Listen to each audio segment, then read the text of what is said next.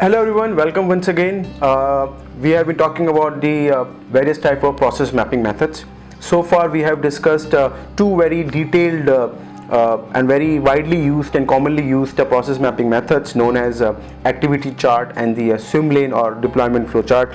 As we discussed in the swim lane type of process mapping method, which is the most used and most common process mapping methods across industries and companies, wherein we map a process across various functions, teams and businesses, and we have each lane dedicated for each business, team or functions, and we try to understand how information is flowing flowing among different teams and functions, and how is the flow. So we design an as-is process map, and from there we try to get the key insights like how much is the total lead time, how much time we are taking for each lane, where are the bottlenecks, how many decision making steps are there, how many approval steps are there.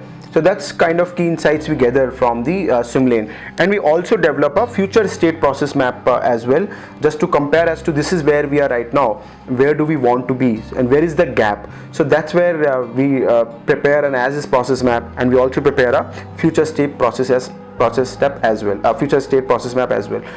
But then there is one more type of process mapping method which is very commonly used for process improvement programs. If you are driving a process improvement project, this process mapping method is must know and is something that you must use in all the type of process mapping activities, and we call it value stream map. As the name suggests, we see the value stream mapping. So in the entire stream of process that we have, right from the end starting to till the end, what we try to do is we try to find value with each steps.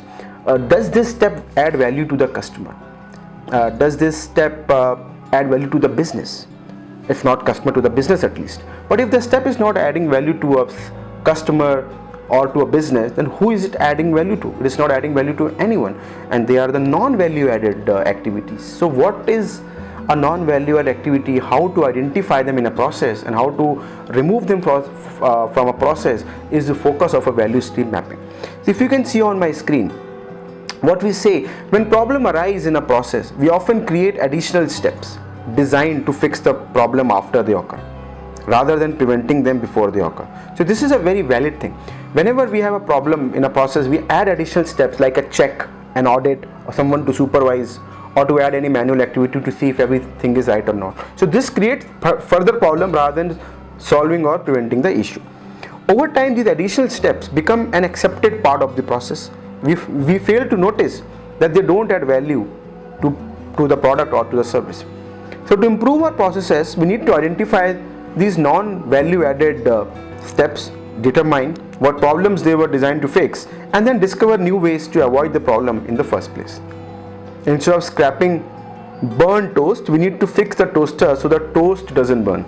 Very nice example. Sometimes when the food gets burned, so if someone is trying to fix the microwave or oven that my food is burned there, maybe you should also look at the process that you followed while you were trying to cook the food. Maybe you put it additional time, or the food or the material that you were using, they were not right enough for the microwave. So but if you add any additional step that someone should stand there and watch how the food is there, then that's a non-value added step. So that's just on a lighter note we were talking here. So in the service example, in the service processes, you might translate physically changes the process to move it towards completion here.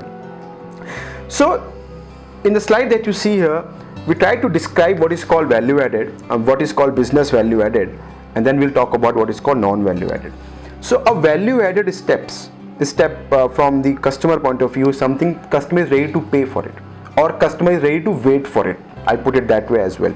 So anything that is done right the first time, customer will definitely like it. For example, in the example of a loan application, when we receive a message that thank you for applying for a personal loan, our representative will call you in 24 hours. So you wait for 24 hours. So there is a waiting time of 24 hours. Are you ready to wait for it? That is what is most important. Because there is a bank, the moment you register your request to get a loan, you get a call within 2 hours. the service level agreement of a company of one bank is within 48 hours our representative will call you. One bank says within 24 hours our representative will call you. Which bank will you prefer? You'll prefer the one which is 24 hours where you have 24 hour wait time. So we are not ready to wait for 48 hours. So that means that 24 hour additional waiting time is non-value added for me.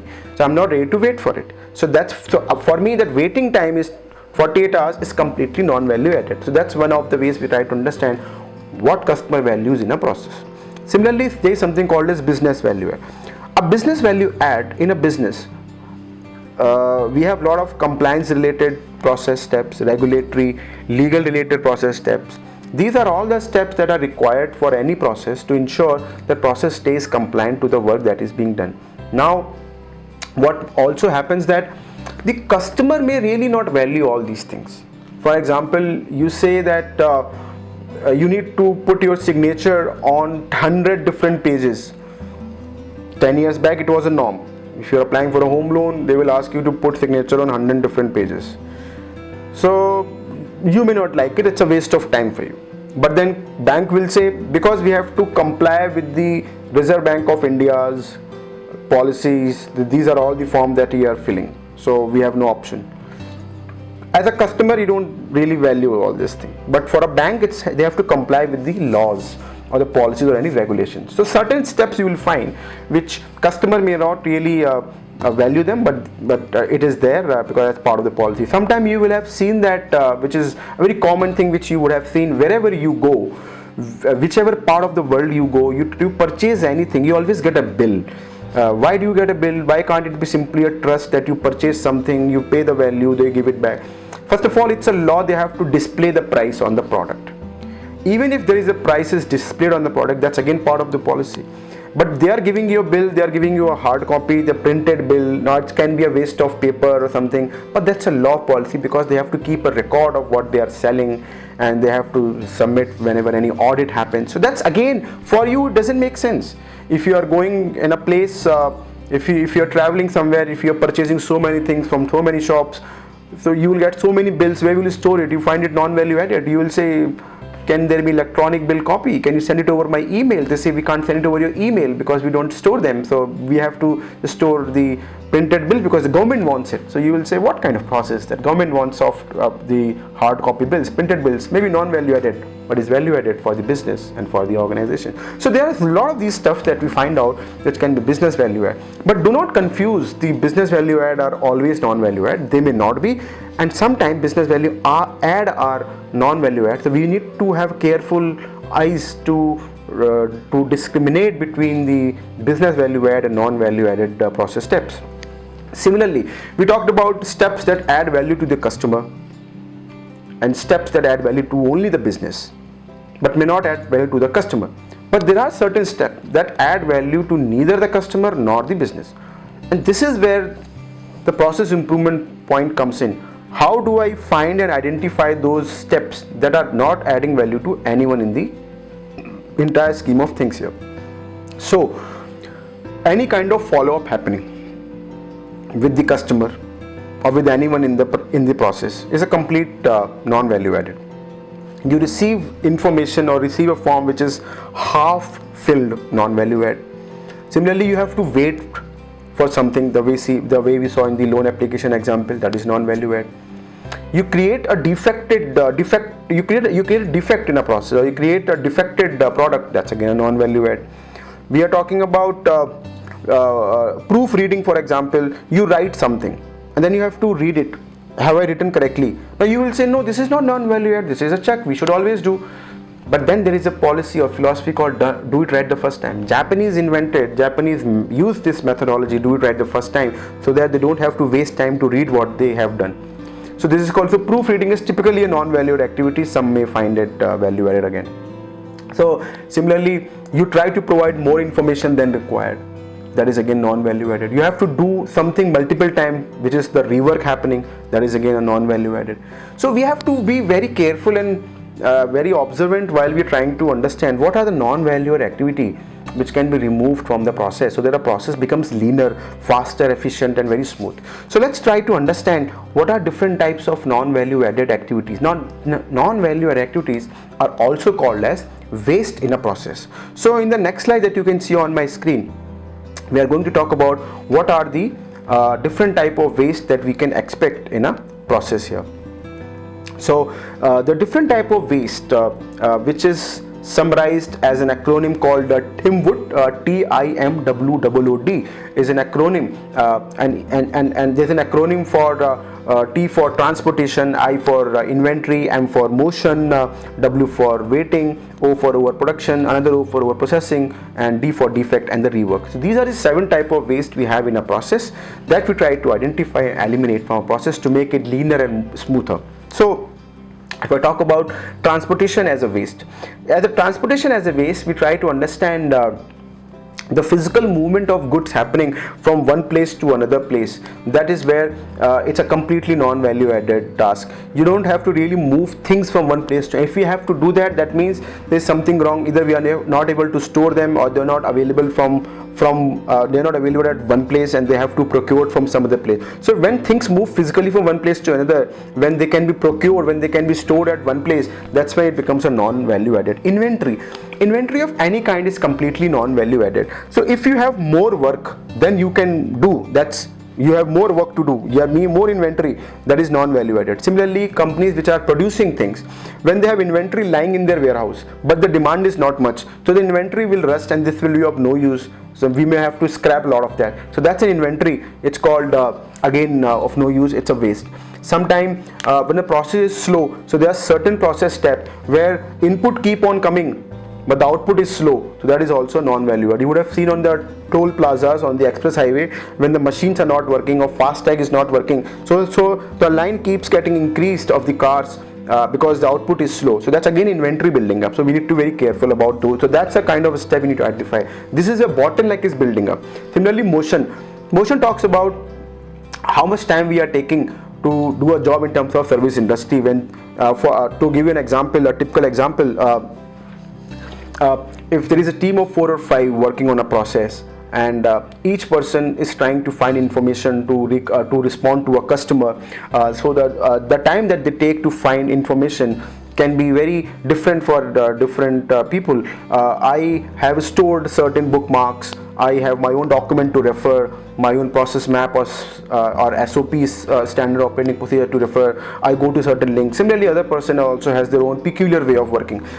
So when I am going through multiple documents, links and areas to find the information, I will take a lot of time to respond to the customer, and everyone is doing in their own way. This is a very people dependent process. There is no standardization here. So this will definitely ensure the process is always slow and there would be delays, of course. So we need to identify it and try to clear it and make it a very standardized process, and it has to be effective process. Another example of a motion is when we go to a bank, you would have seen there is a separate layout of banks where people move in a certain sequence, and the layout is designed in a way of these banks where people do not have to spend a lot of time in the bank to go from one counter to another counter. You should be able to go in a linear way. You find your counter and come back. But if you are going in zip-zap manner, it will take a lot of time, and that will be a delay for the customer also, bad customer experience. Then calls waiting of any kind in any process is always a waste. You have to wait for approval, wait for input, wait for feedback. So any kind of waiting is always a waste, as we saw for loan application, waiting for customer representative to call back. Then overproduction and overprocessing. Overproduction is we produce more than required. A car company has produced more cars thinking there will be demand, but there is no demand or less demand. So whatever they have produced, it goes for toss. Nobody buys it. It goes for scrap. They have to sell it at a cheaper cost. Similarly, overprocessing it when you provide more information than it is required. You write an email to ask a simple solution and somebody gives you 10 more things in it, something that you never required it. Or you have to write in a form, you have to write multiple things. For example, you are going to open your bank account, but if you have to provide the details of your spouse, where does she work or where does he work, the company name, personal mail ID, official mail ID. So more information they are asking which may not be needed. It's overprocessing. We definitely don't need it. And at the end we have defect or rework. Any product or process feature that does not meet customer requirement is called a defect. And rework is anytime if you have to work on a process more than once, it's called a rework. That definitely adds to non-productive hours. So we have to identify these 7 type of waste, summarized as Tim Wood. Waste is also called as muda, M-U-D-A, muda in Japanese. We have to find and eliminate the muda. That's where our process becomes leaner and more effective. This is about value stream map.